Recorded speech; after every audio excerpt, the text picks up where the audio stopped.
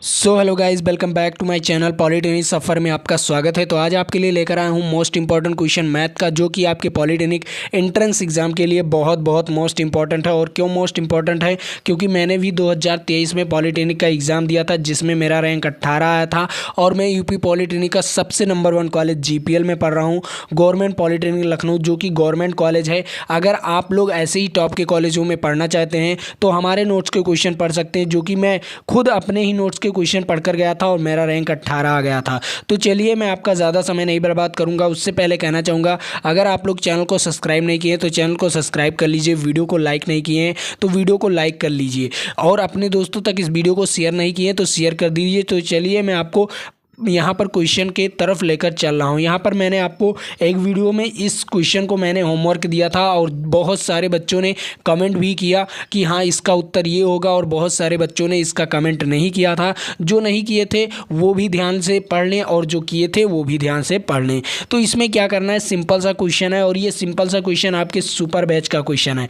तो यहाँ पर आप लोग देख सकते हैं, यहाँ पर आपको किसका मान निकालना है। पहला नंबर आपको दिया गया है x प्लस 1/x बराबर 2 दिया गया है। उसके बाद आपको निकालना क्या है, x cube plus 1/x cube का मान निकालना है। तो चलिए, इसमें कुछ करना नहीं, सिंपल वे में इसे लगा लेना है। और कैसे लगाना है, पहला नंबर इनके दोनों तरफ क्या कर देना है, जो ये दिया गया है दोनों तरफ क्या कर देना है, क्यूब कर देना है। क्या कर देना है, दोनों तरफ दोनों पक्षों में क्या कर देना है, क्यूब कर देना है। तो चलिए, मैं क्यूब करके दिखा दे रहा हूँ। इसका क्यूब करेंगे और यहाँ पर इसका भी क्यूब कर देंगे, और जब इसका क्यूब करेंगे तो यहाँ पर x cube plus 1/x cube, और उसके बाद क्या आ जाएगा, उसके बाद प्लस 3x 1 प्लस 1/x बराबर ये क्या आ जाएगा। इसका जब क्यूब करेंगे तो कितना आ जाएगा, उसका जब क्यूब 2 का क्यूब करेंगे तो 8 आ जाएगा। और आपको इसका मान दिया गया है, क्या दिया गया है, 2 दिया गया है, और आपको इसका मान निकालना था।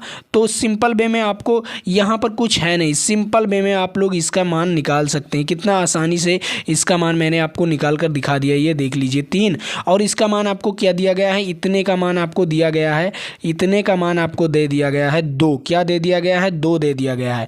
तो यहाँ पर 2 कर दीजिए, क्या कर दीजिए, 2 कर दीजिए, ऐसे 2 कर दिए। उसके बाद अब यहाँ पर क्या हो गया, 8।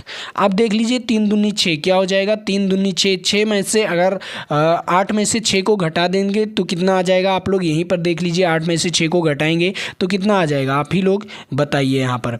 तो यहाँ पर हो जाएगा, यहाँ पर 8 माइनस 6 हो जाएगा तो कितना आ जाएगा, 2। तो 1x cube plus 1/x cube बराबर क्या हो जाएगा, 2। इसका आंसर क्या आ जाएगा, 2 आंसर आ जाएगा। तो यहाँ पर ऑप्शंस क्या है, यहाँ पर ऑप्शंस आपके सामने दिया गया है, सी वाला ऑप्शन। क्या दे दिया गया है, सी वाला ऑप्शन आपका राइट आंसर हो जाएगा। एक बार फिर से मैं आपको समझा दे रहा हूँ, क्योंकि आप लोग टेंशन ना लें। आप लोग अगर टेंशन लेंगे तो आप ही लोगों का बहुत ज़्यादा दिक्कत होने वाला है। तो क्या क्या आया था, 1/x का क्यूब हो गया था, और 1/x क्यूब प्लस यहाँ पर 3 क्या होता है, x प्लस 1x, यहाँ पर 1/x, और बराबर क्या था, 8 था। अब इसका मान आपको 2 दिया गया था, तो उसका मान हमने 2 लिख दिया। सिंपल वे में मैंने आपको यहाँ पर 2 लिखकर दिखा दिया। 3 × 2 बराबर क्या हो जाएगा, यहाँ पर 8। अब यहाँ पर x cube plus 1/x cube और यहाँ पर 6 हो जाएगा, 3 दूनी 6, तो यहाँ पर 8 माइनस 6 क्या हो जाता है, 2 हो जाता है। तो इसका राइट आंसर क्या हो जाता है, 2। ऐसे ही आपको लगाना है। मैंने आपको 2 बार समझा दिया, इसका स्क्रीनशॉट ले सकते हैं और अच्छी तरीके से इसे लगा भी सकते हैं। तो चलिए, मैं आपके अगले नंबर क्वेश्चन पर चल रहा हूँ। इतना ही सिंपल सा क्वेश्चन था, लेकिन बहुत सारे बच्चों ने जवाब नहीं दिया। लेकिन जो जवाब नहीं दिए वो सवाल को नोट कर लेंगे, और जो जवाब दिए थे वो जानते थे तो उसे नोट करें, या नोट करें। नोट करेंगे तो उन्हीं का फ़ायदा है, और नहीं नोट करेंगे तो भी फ़ायदा ही है। चलिए, अगले नंबर क्वेश्चन पर चल रहा हूँ। अगला नंबर क्वेश्चन भी आपके लिए इंपॉर्टेंट है, और ये क्वेश्चन आपके लिए बहुत इंपॉर्टेंट है, क्योंकि ऐसे क्वेश्चन आपके परसेंटेज से क्वेश्चन बहुत सारे पूछे जाते हैं, और मैंने आपको कई सवाल इससे कराए हैं। और अगर आप लोग अभी तक वीडियोज़ को नहीं देखते तो जाकर देख लीजिए। अब यहाँ पर आपको 12 नंबर क्वेश्चन कह रहा है, यदि राम की आय श्याम की आय से 25% अधिक है। क्या है, यदि राम की आय जो है और वो श्याम की आय से 25% अधिक है, तो श्याम की आय राम की आय से कितना प्रतिशत कम होगा, ये आपको बताना है। कितना प्रतिशत कम होगा, तो ये आपको बताना है इस सवाल में। तो सिंपल वे में आपको क्या करना है, तो सिंपल वे में आपको क्या करना है, जो राम की आय है, जो राम की आय है श्याम की आय से कितना है, 25% अधिक है। तो मान लीजिए श्याम की आय, क्या मान लीजिए श्याम की आय कितना है, 100 है, क्या है 100 है। लेकिन जो राम की आय है, क्या जब मान लिया मैं श्याम की आय क्या है 100 है, तो राम की आय क्या हो जाएगी, राम की आय हो जाएगी 125, क्या हो जाएगी 25% अधिक है ना। जब श्याम की आय 100 मान लिया तो जो राम की आय है वो 125 हो जाएगा।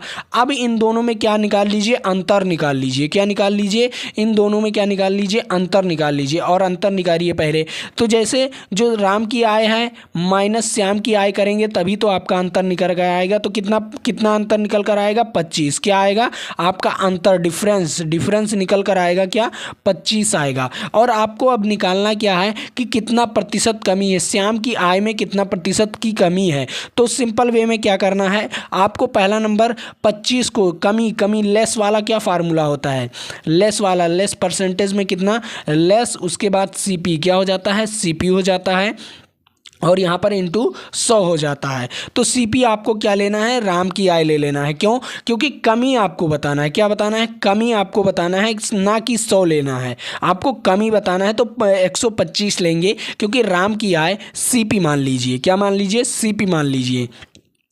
तो यहाँ पर आपको लेस कितना हुआ है, 25 लेस हुआ है, उसके बाद 125 क्या हो जाएगा, 125 और इंटू में 100 क्या हो जाएगा, इंटू में 100। तो 25 पंचे 125 और 5 दूनी क्या हो जाएगा,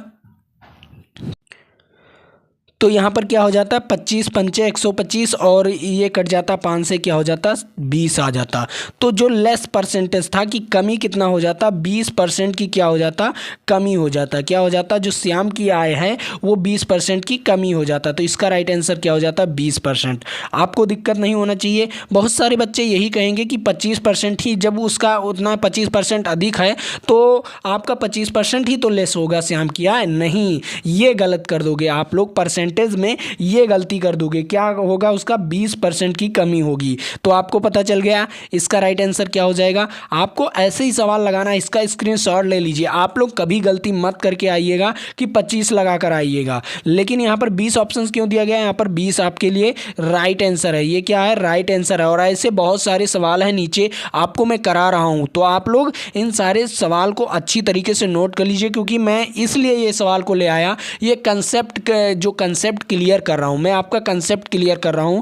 अगर आप लोग वही सोचेंगे जब राम की आय 25% श्याम की आय से अधिक है तो जो श्याम की आय होगी वो 25% कम होगी, यही तो सोचेंगे, लेकिन नहीं, ये गलत बात है, ये गलत बात है। आपको लगाना इस प्रकार है तभी आपका आंसर आएगा, जब आप इसी प्रकार लगा लोगे ना तभी आपका आंसर आएगा। तो चलिए मैं अगले नंबर क्वेश्चन पर चल रहा हूँ, अगला नंबर क्वेश्चन भी आपके लिए इंपॉर्टेंट है। तो चलिए मैं अगला नंबर क्वेश्चन दिखाता हूँ। यहाँ पर आ गया आपका 13 नंबर क्वेश्चन। 13 नंबर क्वेश्चन भी उसी प्रकार है, लेकिन आपको इसमें कुछ चीनी का मूल्य दे दिया गया है। क्या दे दिया गया है, चीनी का मूल्य दे दिया गया है। तो उसकी जो विक्रय या जो खपत है ना, वो कितने प्रतिशत की कमी हो जाएगी या वृद्धि हो जाएगी, ये सारी चीज़ें आपको बताना है यहाँ पर। तो ये भी आपके लिए सुपर बैच का सुपर क्वेश्चन था, तो आपके लिए ये सुपर बैच का सुपर क्वेश्चन और वीवीआईपी क्वेश्चन है। तो चलिए मैं आपको इस क्वेश्चन को लगा कर दिखा रहा हूँ। तो जो कह रहा है, यदि चीनी का मूल्य 20% अधिक हो जाए, मान लीजिए चीनी का मूल्य क्या था, चीनी का मूल्य 100 था, क्या था, चीनी का मूल्य 100 था, और अगर उसे हम 20% अधिक कर दीजिए, मतलब उसका 20% कुछ परसेंट अधिक कर दिया जाए, पी क्या कर दिया जाए, 20% अधिक कर दिया जाए। सीपी लिख दीजिए, क्योंकि यहाँ पर सीपी यहाँ पर लिख दीजिए कि उसका क्या हो जाता है, अधिक हो जाता है। सी प्लस में लिख दीजिए, क्योंकि अधिक कितना होता है, कितना हो जाता है 20%, तो 120 हो जाएगा, क्या हो जाएगा 120 रुपये हो जाएगा। मान लीजिए उसका जो चीनी का मूल्य था वो 100 था, और अब क्या हो गया 120 हो गया।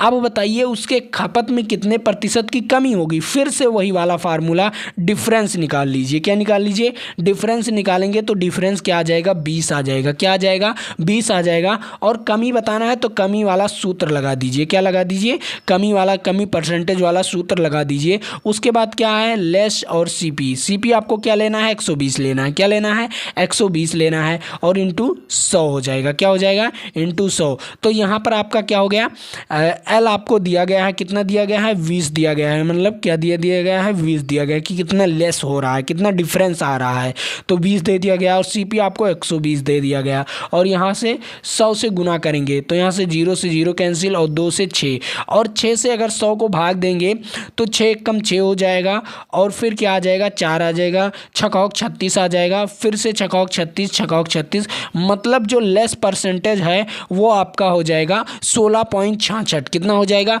16.66% आपका हो जाएगा। चीनी के मूल्य में कितने प्रतिशत की खपत की कमी हो जाएगी, 16.66। कितने प्रतिशत की कमी हो जाएगी, 16.66। तो आप लोग ऐसे ही आंसर ऐसे ही बताइएगा, क्योंकि ऐसे मैंने आपको कई सवाल करा दिए, एक सवाल ऊपर करा दिया, एक सवाल नीचे करा दिया, और अब आपका ये सवाल बेहतरीन ढंग से समझ में आ जाना चाहिए। आप लोग गलती मत कीजिएगा, वरना आप लोग यही सोचेंगे कि जब 20% की वृद्धि हो रही है तो 20% की कमी हो जाएगी, लेकिन नहीं, ये गलत बात है। आप लोग इस प्रकार लगाएंगे तब आपका सवाल सही जाएगा। तो यहाँ पर इसका राइट आंसर क्या हो जाएगा, सी वाला ऑप्शन इसका राइट आंसर हो जाएगा। आपको ये क्वेश्चन कैसा लगा कमेंट बॉक्स में ज़रूर बताइएगा। तो चलिए मैं अगले नंबर क्वेश्चन पर चल रहा हूँ। अगला नंबर क्वेश्चन भी आपके लिए इम्पोर्टेंट है। तो यहाँ पर आपके लिए ये भी क्वेश्चन इंपॉर्टेंट है, ये भी कुछ उसी प्रकार का है, लेकिन इसके क्षेत्रफल में कमी बताना है। मैं ये क्वेश्चन क्यों लेकर आया हूँ, पहले लेकर आया था आपका कि रैम की आय के बारे में लेकर आया था, उसके बाद मैंने लेकर आया आपके खपत के बारे में जैसे चीनी वगैरह। अब लेकर आया हूँ आपका क्षेत्रफल, कोई भी क्षेत्रफल है उसमें कितना कमी हो जाएगा और कितना अधिकता हो जाएगा, इसके बारे में मैंने आपको यहाँ पर लेकर आया हूँ कि आप कोई भी सवाल आ जाए, किसी प्रकार का सवाल आ जाए, आप वहाँ पर गलत मत करके आना, क्योंकि आप लोग यही सोचेंगे ये तो खपत वाला बताए थे सर, लेकिन यहाँ पर ये आ गया क्षेत्रफल कमी वाला आ गया, तब मैं कैसे लगाऊंगा। लेकिन नहीं, ये गलती नहीं, वही सूत्र लगने वाला है यहाँ पर भी, इसीलिए मैंने आपको ये क्वेश्चन लेकर आ गया हूँ कि आप लोग गलती मत करें। तो यहाँ पर आपके लिए आ गया है 14 नंबर क्वेश्चन। 14 नंबर क्वेश्चन कह रहा है यदि किसी वर्ग की भुजा में 20% घटा दिया जाए, कोई वर्ग की भुजा है उसके 20% घटा दिया जाए तो उसके क्षेत्रफल में कितने प्रतिशत की कमी आ जाएगी। तो पहला नंबर आपको सिंपल वे में लगाना है कि अगर 20% घटा दिया जाएगा तो उसके क्षेत्रफल में कितनी की कमी आ जाएगी। तो यहाँ पर ये क्वेश्चन क्या है, यहाँ पर आपको प्रतिशत की कमी बताना है। तो आपको एक सूत्र, मैं आपको ऑलरेडी एक सूत्र भी बता दे रहा हूँ, उस सूत्र पर लगाएंगे तो आप लोग आसानी से लगा लेंगे, वरना आपके ये लॉन्ग, अगर मैं जो ऊपर वाला सूत्र बताया हूँ 2 सवाल में, वो वाला लगाएंगे तो आपका लॉन्ग सवाल हो जाएगा। लेकिन मैं आपको शॉर्ट ट्रिक बता रहा हूँ, क्या है, ए और वी क्या हो जाएगा, ए और वी माइनस में क्या हो जाता है, प्लस में हो जाता है, ए और v अपान में 100 क्या हो जाता है, अपान में 100। ये आपका होता है सूत्र। तो कितने प्रतिशत की दो भुजा, दो वर्ग क्या हो जाएगा, a और v क्या होता है, लंबाई और चौड़ाई, क्या होता है, लंबाई और चौड़ाई, मतलब लंबाई में कितने प्रतिशत की घटा दिया जाता है, 20% घटा दिया जाता है, और चौड़ाई में भी 20% घटाया जाएगा, क्योंकि वर्ग है, वर्ग के सभी भुजा में घटाया जाता है ना, तो 20% की। उसके बाद प्लस लगा दीजिए, फिर दोनों का गुना कर दीजिए, क्या कर दीजिए, दोनों का गुना कर दीजिए, और अपान में 100 कर दीजिए। 0 से 0 कैंसिल हो जाएगा, 0 से 0 कैंसिल हो जाएगा। उसके बाद आपका क्या हो जाएगा, यहाँ पर हो जाएगा -40 और +4 हो जाएगा, क्या हो जाएगा, -40 और +4। तो यहाँ पर आ जाएगा -36। कितने प्रतिशत की कमी हो जाएगी, -36% की कमी जो हो जाएगी जब क्षेत्रफल निकाला जाएगा। कितने परसेंट की, -36, मतलब माइनस चिन्ह क्या दर्शाता है, कमी होगी, क्या दर्शाता है, कमी होगी। तो इसका राइट आंसर क्या हो जाएगा, इसका राइट आंसर हो जाएगा ए वाला ऑप्शन हो जाएगा। तो आप लोग ये सूत्र जरूर नोट कर लीजिए, a + b - a × v। जब आपका क्षेत्रफल रहेगा तो आपको प्लस में लेना है, जब आपका क्या रहेगा, कोई भी डिस्काउंट रहेगा, डिस्काउंट का सूत्र रहेगा तो वहाँ पर माइनस ले लेना है, क्या ले लेना है, माइनस ले लेना है। तो यहाँ पर मैंने आपको प्लस लेकर दिखाया है, क्योंकि क्षेत्रफल वाला है, क्योंकि क्षेत्रफल हमेशा क्या होता है, प्लस में होता है, क्या होता है, हमेशा प्लस में होता है, लेकिन डिस्काउंट भी माइनस में हो जाता है, क्या हो जाता है, माइनस में हो जाता है। कोई भी चीज़ माइनस में होने लगता है या पीछे की ओर चलने लगता है तो वहाँ पर माइनस ले लिया जाता है। आपको ये क्वेश्चन समझ में आ गया होगा अच्छी तरीके से। तो चलिए मैं अगले नंबर क्वेश्चन पर चल रहा हूँ। अगला नंबर क्वेश्चन भी आपके लिए इम्पोर्टेंट है। तो ये क्वेश्चन आपके लिए भी इम्पॉर्टेंट था, यहाँ पर आप लोग देख सकते हैं। ये क्वेश्चन क्या कह रहा है, 15 नंबर क्वेश्चन कह रहा है 0 से 25 तक की पूर्णांकों की संख्या का औसत क्या होगा। औसत बताना है, 0 से 25 पूर्णांकों की संख्या का औसत बताना है। तो इसका औसत क्या होगा, ये कमेंट बॉक्स में आप लोग बताइए कि इसका औसत क्या हो सकता है। तो पहला नंबर मैं आपको एक सूत्र बता दे रहा हूँ, उससे अगर आप लोग लगाएंगे ना तो आप लोगों का सवाल गलत नहीं जाएगा और औसत आसानी से निकाल सकते हैं। जैसे कि एस एन का फार्मूला तो आप लोग सुने होंगे, क्लास 10th में अच्छी तरीके से पढ़े होंगे। क्लास 10th में जो आपका होता है समांतर श्रेणी एपी जो दिया रहता है उसमें आप लोग इसका सूत्र पढ़े होंगे। तो अगर औसत निकालना है तो आपको एन से भाग दे देना है। क्या दे देना है, एस एन बराबर क्या हो जाएगा, एस एन अपान में एन से भाग दे दीजिए। तो यहाँ पर सूत्र क्या होता है, पहला नंबर आपका कितने यहाँ पर संख्या हो जाएंगे, कितनी संख्या हो जाएंगे, आपको 0 को लेकर गिनना है। क्या है, 0 को लेकर गिनना है और 25 तक। तो 1 से 25 तक की संख्या कितनी हो जाती है, 25 हो जाती है, 25 संख्याएँ हो जाती हैं। तो n का मान 25 हो जाएगा। लेकिन यहाँ पर 0 एक संख्या और ले लिया जाए, क्या ले लिया जाए, 0 ले लिया जाए तो n के मान कितना हो जाएगा, 25 और 1 कितना हो जाता है, 26 हो जाता है। तो n का मान कितना हो जाएगा, 26। इसमें कितनी संख्याएं हो जाएंगी, 26 संख्याएं हो जाएंगी। कितनी संख्याएं, 26 संख्याएं। तो चलिए 26 संख्या हो गया।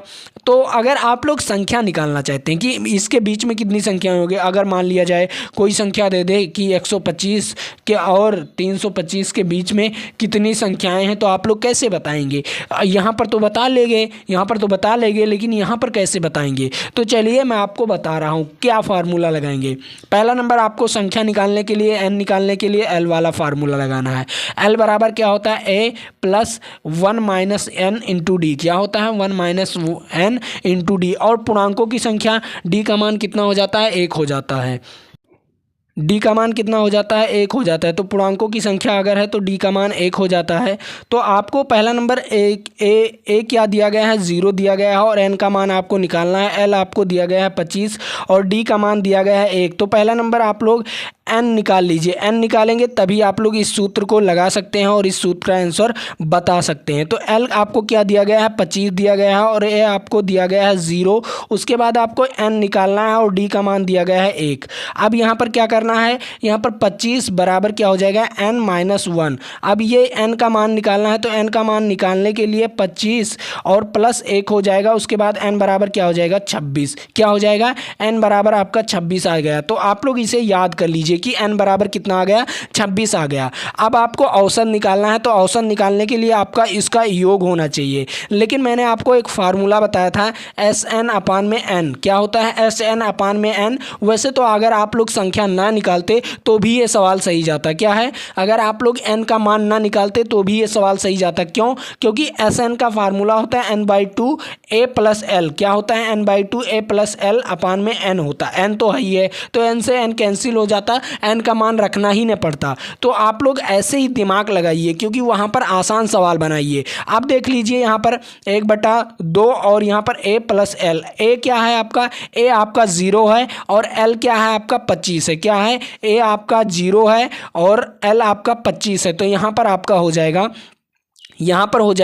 तो यहाँ पर जो सूत्र है 1/2 a plus L, A plus L का ही सूत्र है ना। तो 1/2 और यहाँ पर 0 आपका हो जाएगा और एल क्या हो जाएगा, 25। क्या हो जाएगा, एल 25 हो जाएगा और यहाँ पर 25 बटा क्या हो जाता है, 2। और 25/2 को क्या कहेंगे, हम 12.5 कहेंगे। क्या कहेंगे, 12.5, 12.5 कहेंगे। ये तो आपको समझ में आ गया होगा। औसत इसी को कहते हैं निकालने के लिए। मैंने आपको डबल सूत्र बताया। जैसे मान लीजिए अगर आपको औसत ना कहता, कोई भी चीज़ और कह देता, जैसे औसत कहता है तो एन से संख्या, उतनी संख्या से क्या करा जाता है, भाग दे दिया जाता है तो औसत निकल आता है। लेकिन औसत ना कह देता तो आपको योग कहता। क्या कहता, योग कहता। तो योग का बहुत आसान सूत्र हो जाता है। इसीलिए मैंने आपको सिंपल वे में ये सवाल समझा दिया, अच्छी तरीके से समझा दिया। तो आपको ये सवाल समझ में आ गया होगा। तो चलिए मैं अगले नंबर क्वेश्चन पर चल रहा हूँ। अगला नंबर क्वेश्चन भी आपके लिए इंपॉर्टेंट है। अब वो कैसे इंपॉर्टेंट है आप लोग देख लीजिए। यहाँ पर 16 नंबर क्वेश्चन आपके लिए बहुत इंपॉर्टेंट है। अब ये आपके त्रिभुज के फॉर्म में कुछ आ गया क्वेश्चन। अब ये त्रिभुज, अब आपको इसे लगाना कैसे है, जो त्रिभुज दिया गया है इसे लगाना कैसे, इसके सूत्र से ही आपको, इसके चित्र से ही आपको लगाना पड़ेगा। तो पहला नंबर आप लोग देख लीजिए, दिया गया है आपको LVN दिया गया है। क्या दिया गया है? ये आपको LVN 70 दे दिया गया है, जो कि आपको चित्र में दिखाया गया है। उसके बाद क्या दिया गया है? AB बराबर VC। क्या दे दिया गया है? AB बराबर BC, जो आपको यहाँ पर जूम करके दिखा रहा हूँ। AB बराबर क्या दे दिया गया है? VC दे दिया गया है। AB बराबर BC। तो यहाँ पर ये दे दिया गया है, ये दे दिया गया है V और ये दे दिया गया है VC। तो ये दोनों बराबर हैं, मतलब ये दोनों क्या हैं? बराबर हैं। तो इसके सामने का कोण क्या होगा? बराबर होगा। मतलब अगर आप लोग यहाँ पर ये Z वाला फार्मूला लगा देंगे, क्या लगा देंगे? अगर आप लोग Z वाला फार्मूला लगा दें, ये वाला Z वाला फार्मूला है, तो जो कोण यहाँ पर है वो कोण यहाँ पर भी होगा। आप लोग लगाइए, जो कोण यहाँ पर है वो कोण यहाँ पर भी होगा ना। आप लोग ऐसे ही समझ कर लगाइए, जैसे कि कोण जो है ऐसे जब समझ कर लगाएंगे तभी आप लोग लगा पाएंगे। यहाँ पर Z का फार्मूला लगा दीजिए अच्छी तरीके से। तो जो कोण यहाँ पर है वो कोण यहाँ पर भी होगा। तो यहाँ पर ये 70 हो जाएगा, ये 70 हो जाएगा, और 70 कितना हो जाता है? 140। आपको ये वाला एंगल निकालना है। क्या वाला? ये वाला एंगल आपको निकालना था, ये वाला। तो आप लोग 70 140 हो जाएगा। और आपको V एंगल निकालना है। तो V एंगल निकालने के लिए क्या निकालना है आपको निकालना है AVC निकालना है। क्या निकालना है? AVC बराबर हो जाएगा 180 माइनस 140। कितना हो जाएगा? 180 माइनस 140। 140 घटाएंगे जब 180 में से तो 40 आ जाएगा। क्या आ जाएगा? 40 आ जाएगा। तो यहाँ पर इसका राइट आंसर क्या आ जाता? 40 का राइट आंसर हो जाता। तो आपको AVC निकालना था, तो इसका राइट आंसर 40 आ जाता। तो आपको ये समझ में आ गया होगा। जैसे कि अगर आप लोग त्रिभुज का नियम अगर जान जाएंगे तो आप लोग लगा लेंगे, ये सवाल अच्छी तरीके से लगा लेंगे। यहाँ पर त्रिभुज का नियम पता होना चाहिए और आपको एक समांतर रेखाओं का नियम भी पता होना चाहिए, तभी आप लोग ये सवाल को लगा पाएंगे। तो मैंने आपको ऑलरेडी यहाँ पर शॉर्ट ट्रिक में बता दिया कि इसका राइट आंसर क्या हो जाएगा। आपको क्या करना है? पहला नंबर आपको समांतर रेखाओं का नियम याद होना चाहिए, उसके बाद त्रिभुज का नियम याद होना चाहिए, तभी आप लोग इसे लगा सकते हैं। तो चलिए यहाँ पर इसका राइट आंसर मैंने आपको क्या बताया? 40। इसका राइट आंसर क्या है? 40। तो यहाँ पर इसका राइट आंसर हो जाएगा 40। तो चलिए मैं अगले नंबर क्वेश्चन पर चल रहा हूँ। अगला नंबर क्वेश्चन क्या कह रहा है? अगला नंबर क्वेश्चन भी आपके लिए इंपॉर्टेंट है। तो यहाँ पर आपके लिए ये भी आ गया है, ये भी आपका चतुर्भुज का नियम है और इसे आपको लगाना है। तो मैं इसे आपको होमवर्क दे रहा हूँ। जो बच्चे लगा लेंगे वो बच्चे कमेंट बॉक्स में ज़रूर बता देंगे कि इसका राइट आंसर क्या हो जाएगा। और आप लोगों को ये सिंपल वे में आपको मैं यहाँ पर जो चित्र दिया गया है, चित्र आपको सिंपल वे में समझा दिया गया है। चलिए मैं आपको एक बार फिर से समझा दे रहा हूँ, क्योंकि आपको यहाँ पर दिया गया है, यहाँ पर आपको दिया गया है, ये जो आपको दिया गया है, दोनों रेखाएं जो दी गई हैं ये दोनों बराबर हैं। तो इनके सामने का कोण क्या होगा? बराबर होगा। क्या होगा? सामने का कोण जो होगा वो बराबर होगा। और ये दोनों रेखाएं दी गई हैं, नीचे वाला दोनों जो रेखाएं दी गई हैं ये भी आमने सामने के कोण क्या होंगे? बराबर होंगे। ये आपका दिया गया है, तो ये वाला एंगल क्या होगा? आपका बराबर होगा, और इसके सामने का एंगल ये आपका बराबर होगा। तो जब ये 80 है और ये भी आपका क्या हो जाएगा? 80 अंश हो जाएगा। और आपको क्या निकालना था? x निकालना। तो x क्या निकालेंगे? 160 हो जाएगा। क्या हो जाएगा? दोनों योग करेंगे, 80 और 80 का योग करेंगे तो 160 आ जाएगा। और 180 में से अगर 160 को घटाएंगे तो आपका क्या आ जाएगा? 20 आ जाएगा। तो x का मान कितना आ जाएगा? 20 आ जाएगा। तो x का मान यहीं पर मैंने आपको बता दिया लगाकर, लेकिन अगर आप लोग लगाकर ब्रीफली लगाएंगे तो आप लोगों को अच्छी तरीके से समझ में आ जाएगा। तो चलिए अगले नंबर क्वेश्चन पर चल रहा हूँ। अगला नंबर क्वेश्चन भी आपके लिए इंपॉर्टेंट है। मैं आपको x का मान बता दिया हूँ, आपको निकालना क्या है? y का मान मुझे निकाल कर बताना है। क्या बताना है? y का मान आप लोग ज़रूर निकाल कर बताइएगा इसी सूत्र से। और यहाँ पर क्वेश्चन जब बढ़िया से पढ़ेंगे तभी आप लोगों को ये आएगा कि आप लोग y का मान कैसे बता सकते हैं। तो चलिए अगले नंबर क्वेश्चन पर चल रहा हूँ। अगला नंबर क्वेश्चन क्या है? अगला नंबर क्वेश्चन आपको दिया गया है, दो समरूप त्रिभुज की ऊंचाइयां दी गई हैं। क्रमशः दो समरूप त्रिभुज की ऊंचाइयां दी गई हैं। पहला ऊंचाई दिया गया है 2 सेंटीमीटर, दूसरी ऊंचाई दी गई है 3 सेंटीमीटर। तो उसके क्षेत्रफल का अनुपात बताना है। तो एक सूत्र होता है आपका, क्षेत्रफल का अनुपात बराबर होता है, जो क्षेत्रफल का अनुपात होता है उनके क्षेत्रफल का अनुपात उसका होता है जो उनकी भुजाएँ होती हैं उनका स्क्वायर कर दीजिए। क्या हो जाता है? उनका स्क्वायर कर दीजिए। तो पहला नंबर क्या भुजाएँ है? 2 है, तो 2 और 3 इन दोनों का स्क्वायर कर देंगे तो आपका जो हो जाएगा क्षेत्रफल क्षेत्रफल का अनुपात पता चल जाएगा। तो इन दोनों का स्क्वायर करेंगे तो क्या आ जाएगा, 2 का स्क्वायर करेंगे तो 4 आ जाएगा और 3 का स्क्वायर करेंगे तो 9 आ जाएगा। तो आप लोग यहाँ पर इसका राइट आंसर क्या हो जाएगा, यहाँ पर इसका राइट आंसर थोड़ा सा ऑप्शंस, यहाँ पर सी वाला ऑप्शन इसका राइट आंसर हो जाएगा, क्योंकि यहाँ पर क्या दिया गया है, 4:9 दे दिया गया है। जो क्षेत्रफल का अनुपात होता है उसके भुजा के वर्ग के अनुपात के बराबर होता है, जो क्षेत्रफल का अनुपात होता है। तो यहाँ पर आपका क्या हो गया, सी वाला ऑप्शन इसका राइट आंसर हो गया। आप लोग क्लास 10th में पढ़े होंगे समरूप त्रिभुज का नियम, क्या पढ़ेंगे, क्लास 10th में समरूप त्रिभुज का नियम पढ़े होंगे। उसमें नियम दिया होगा, नियम क्या दिया होगा, क्षेत्रफल का अनुपात बराबर दिया होगा AB का स्क्वायर अपान में BC का स्क्वायर। क्या दिया गया होगा, AB का स्क्वायर अपान में BC का स्क्वायर। ये नियम आपको क्लास 10th के मैथ के बुक में दिया गया होगा, और वो भी समरूप त्रिभुज के पाठ में दिया गया होगा। तो चलिए अगले नंबर क्वेश्चन पर चल रहा हूँ। अगला नंबर क्वेश्चन भी उसी प्रकार है, लेकिन ये उल्टा कर दिया गया है। क्या कर दिया गया है, ये उल्टा कर दिया गया है। समरूप त्रिभुज के क्षेत्रफल दे दिए गए हैं। क्या दे दिए गए हैं, 2 समरूप त्रिभुज, जैसे समरूप त्रिभुज है तो वहाँ पर उसका क्या दे दिया गया है, आपको क्षेत्रफल दे दिया गया है, तो उनकी संगत भुजा बताना है। तो संगत भुजा का अनुपात क्या होता है, मैंने अभी बताया है, AB स्क्वायर बराबर VC स्क्वायर। और इसके बराबर क्या दे दिया गया है, 25/36 दे दिया गया है। क्या दे दिया गया है, 25/36 दे दिया गया है। तो अगर इसका हम स्क्वायर रूट निकाल दीजिए, अगर 25 और 36 का स्क्वायर रूट निकाल देते हैं, 25 और 36 का स्क्वायर रूट निकाल देंगे तो आपका क्या आ जाएगा, भुजा अनुपात, उसका संगत भुजा का अनुपात आ जाएगा। तो यहाँ पर 25 और 36 का अगर हम स्क्वायर रूट निकालेंगे तो यहाँ पर आ जाएगा संगत भुजाओं का अनुपात। तो 25 का क्या हो जाएगा, स्क्वायर रूट 5 आ जाएगा, और 36 का क्या हो जाएगा, स्क्वायर रूट 6 आ जाएगा। तो यहाँ पर 5:6 हो जाएगा। तो इसका राइट आंसर क्या हो जाएगा, 5:6। तो आप लोगों को त्रिभुज का नियम पता होना चाहिए, समरूप त्रिभुज का नियम पता होना चाहिए, और ऐसे बहुत सारे क्वेश्चन आपके एग्जाम में पूछे जाते हैं जो आपके डायरेक्ट एग्जाम में ही आते हैं। तो ऐसे क्वेश्चन आपको अच्छी तरीके से स्टडी कर लेना चाहिए। तो यहाँ पर आप लोगों को, यहाँ पर इसका राइट आंसर क्या हो जाएगा, सी वाला ऑप्शन इसका राइट आंसर हो जाएगा। और आप लोग ऐसे क्वेश्चन जरूर लगाइएगा, और जब आप लोग ये सारे क्वेश्चन लगा लेंगे तभी आप लोगों को एक कॉन्फिडेंस महसूस होगा कि हाँ मैं वहाँ पर पेपर में जाकर ज़रूर कर सकता हूँ। आपके लगभग 2.5 घंटे का पेपर होता है, और 2.5 घंटे में आपको 100 क्वेश्चन करना होता है, मतलब आपका ज़्यादा समय नहीं रहता वहाँ पर। तो ज़्यादा समय नहीं रहता, तो आप लोग ज़रूर से अच्छी तरीके से अच्छा अगर परफॉर्मेंस करोगे तभी आप लोगों को वहाँ पर अच्छे से कॉलेज मिलेगा।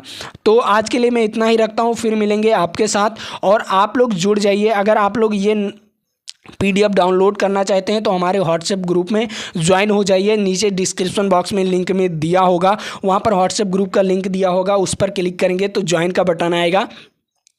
तो ज्वाइन पर जैसे क्लिक करेंगे हमारे व्हाट्सएप ग्रुप पर ज्वाइन हो जाएंगे, बिल्कुल फ्री में ज्वाइन होंगे। क्या होंगे, बिल्कुल फ्री में ज्वाइन होंगे। वहाँ पर आपको ये PDF मिलता है, उसके बाद आपको वहाँ पर मिलता है वीडियो का नोटिफिकेशन, की जो वीडियो हमारा अपलोड होता है उसका नोटिफिकेशन मिल जाता है। तो आप लोग वहाँ पर जाकर ज्वाइन हो जाइए। और जो बच्चे अगर मॉक टेस्ट देना चाहते हैं वो हमारे टेलीग्राम ग्रुप पर ज्वाइन हो जाइए, क्योंकि टेलीग्राम ग्रुप पर मॉक टेस्ट शाम 7 बजे, डेली शाम 7 बजे मॉक टेस्ट होता रहता है। डेली के 100 क्वेश्चन 150 क्वेश्चन वहाँ पर मॉक टेस्ट होता रहता है। तो आप लोग वहाँ पर जाकर ज्वाइन हो जाइए, वो भी डिस्क्रिप्शन बॉक्स में लिंक दिया हुआ है। तो आज के लिए इतना ही। जय हिंद, जय भारत। फिर मिलेंगे आपके साथ, और बने रहिए हमारे वीडियोज़ में और चैनल पर।